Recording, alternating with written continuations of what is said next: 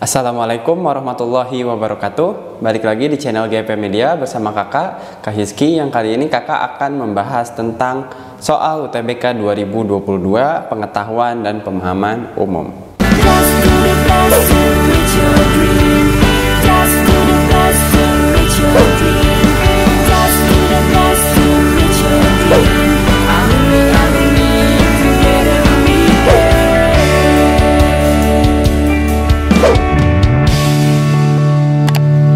Bagi kalian yang lagi cari tryout UTBK dan ujian mandiri untuk masuk PTN, gak usah bingung karena GP Media menyediakan tryout UTBK dan ujian mandiri untuk beberapa PTN ternama di Indonesia. Mulai dari harga 25.000, kalian sudah dapat ribuan soal prediksi, video pembahasan, dan ada kelas online juga loh. Tunggu apa lagi? Yuk daftar sekarang. Nah, di sini kakak sudah menyediakan 5 soal yang akan kakak bahas. Langsung saja kita ke soal yang pertama. Ini dia teksnya. Pertanyaan yang pertama adalah bentuk kean pada kata kesehatan dalam kalimat pertama mempunyai kesamaan makna dengan bentuk kean dalam kalimat yang mana? Oke, berarti di sini kita harus mengetahui dulu ya makna dari kesehatan itu apa. Nah, kesehatan ini memiliki makna adalah kondisi ya, dimana menyatakan suatu keadaan. Ya, berarti di sini juga kita harus mencari kata kean yang menyatakan kondisi. Oke, yang pertama, sejak kepergian ayah. Nah, kepergian itu bukan kondisi ya, oke, tapi aktivitas. Yang B, pertemuan itu dilaksanakan di kediaman. Nah, kediaman ini menyatakan tempat ya, oke. Yang C, vaksinasi Senin nanti diselenggarakan ya. Diselenggarakan itu menyatakan cara. Oke, dan yang D, kesejahteraan rakyat desa ini meningkat sejak dia menjadi kepala desa. Oh, berarti kondisi rakyat desa semenjak dia diangkat menjadi kepala desa, yaitu rakyatnya menjadi sejahtera. Oke, berarti jawabannya untuk yang pertama ini adalah yang D. Oke, seperti itu untuk yang pertama. Kita lanjut ke soal nomor 2. Kalimat 6 dan 7 ya, dalam bacaan tersebut mengandung hubungan apa? Berarti di sini kita harus membaca dulu kalimat 6 dan 7. Oke, di kalimat nomor 6, tubuh kita membutuhkan rata-rata 8 gelas air dalam sehari. Oke, tidak hanya membersihkan tubuh dari berbagai unsur pencemar, tetapi air putih juga mampu mengisi daya tahan tubuh tanpa harus menambah kalori. Oke, nah dari sini kalian bisa lihat ya. Di nomor 6 itu adalah anjuran untuk meminum air putih ya, sebanyak 8 gelas dalam sehari. Oke. Nah, kalian mungkin akan bertanya-tanya, kenapa sih harus 8 gelas? Nah, dikuatkan di kalimat nomor 7, yaitu fungsi dari air putih tersebut adalah untuk menghilangkan pencemar dan juga mengisi daya tahan tubuh tanpa harus menambah kalori dari makanan yang lain. Sehingga kesimpulannya adalah 6 dan 7 itu memiliki hubungan penguat ya. Oke, kalimat 6 diperkuat lagi dengan kalimat nomor 7.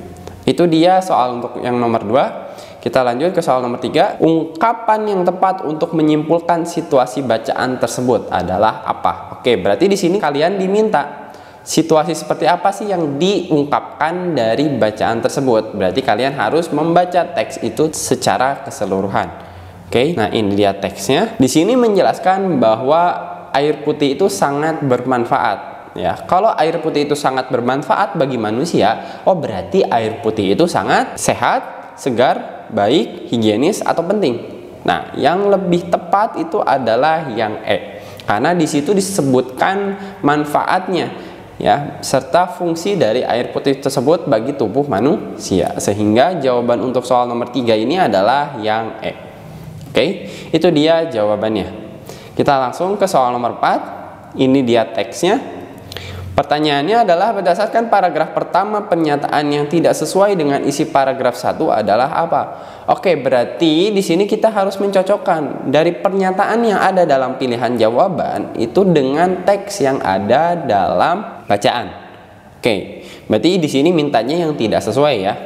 Oke, yang A, terjadi penurunan kasus kekerasan sekitar 16,5%. Nah, jika ada angka, kita bisa langsung ya merujuk pada angka tersebut. Contohnya itu adalah pernyataan yang ada dalam pilihan A, yaitu 16,5% dan 2018. Oke, kita bisa lihat data catatan tahunan tentang kekerasan terhadap perempuan yang dirilis Komisi Nasional Anti Kekerasan Terhadap Perempuan atau Komnas Perempuan menunjukkan jumlah laporan kekerasan pada 2018 mencapai 406.178 kasus, naik 16,5%. Oke, berarti catatan ya untuk kalian bahwa 16,5% itu naik. Sementara di pilihan A terjadi penurunan kasus sekitar 16,5%. Nah, ini udah salah.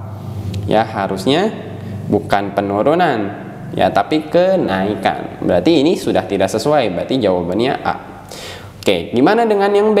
Menurut Komisioner Komnas Perempuan, kekerasan lebih sering terjadi di ranah private. Apakah benar? Kita lihat bacaan private ya. Ada di kalimat nomor 2. Mariana Amiruddin, Komisioner Komnas Perempuan, menyatakan bahwa pola kekerasan yang terjadi masih sama. Ya, ini paling tinggi di ranah personal atau ranah privat.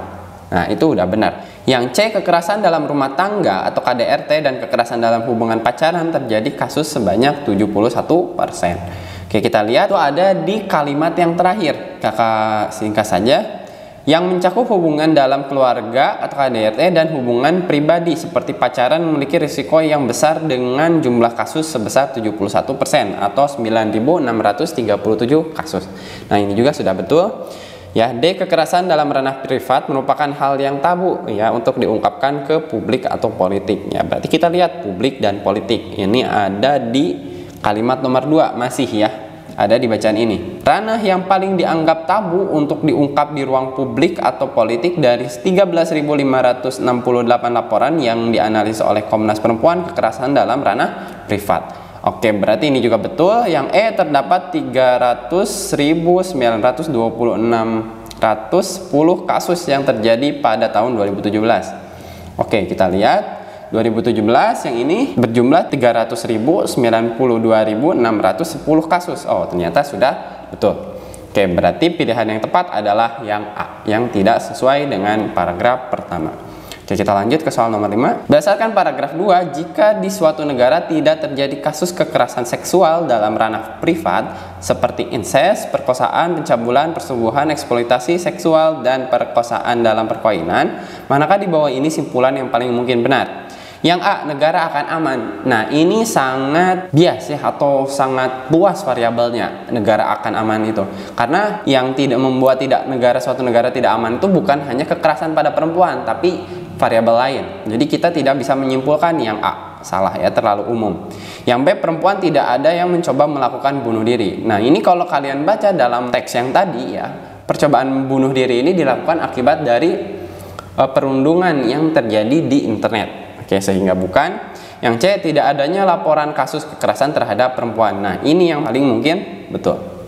Ya, berarti jawabannya yang C. Sementara D, ayah kandung, ayah tiri atau paman menjadi pelindung atau penanggung jawab keluarga. Nah, ini bukan hanya ayah kandung, ayah tiri dan paman saja ya. Mungkin yang menjadi pelindung itu banyak. Yang E, menurunnya keberanian korban, ya bukan menurunnya lagi tapi hilang. Ya, kalau hilang itu bukan menurun tapi ya udah jadi 0. Oke, itu dia jawaban untuk nomor 5. Oke, mungkin itu saja yang bisa kakak sampaikan untuk pembahasan soal UTBK 2022 pengetahuan dan pemahaman umum. Ya, untuk kali ini kurang lebihnya mohon maaf. Assalamualaikum warahmatullahi wabarakatuh.